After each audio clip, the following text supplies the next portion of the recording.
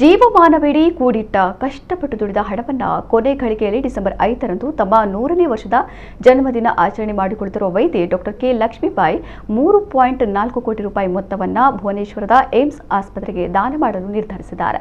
ಹಲವು ವರ್ಷಗಳ ಹಿಂದೆ ವೈದ್ಯರಾಗಿ ಪ್ರಮಾಣ ವಚನ ಸ್ವೀಕಾರ ಮಾಡುವ ವೇಳೆ ಜನರಿಗೆ ಉತ್ತಮ ಆರೋಗ್ಯ ಸೇವೆ ನೀಡುವುದಾಗಿ ಈಕೆ ಭರವಸೆಯನ್ನು ನೀಡಿದ್ದು ಇದೀಗ ಅದನ್ನು ಈಡೇರಿಸಿದ್ದಾರೆ.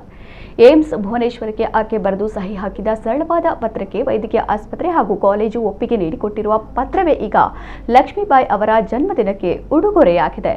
ಎಲ್ಲ ಹಣವನ್ನ ನಾನು ಜನರಿಂದ ಗಳಿಸಿತು, ಈ ಹಣ ಈಗ ಅವರಿಗೆ ಹೋಗಬೇಕು, ಅದು ಕೂಡ ಮೌನವಾಗಿ ಎಲ್ಲವನ್ನೂ ತಾಳಿಕೊಂಡಿರುವ ಮಹಿಳೆಯರಿಗೆ ಸಲ್ಲಬೇಕು ಎಂದಿರುವ ಡಾಕ್ಟರ್ ಕೆ ಲಕ್ಷ್ಮೀಬಾಯಿ ಉದಾರತೆ ತೋರಿದ್ದಾರೆ.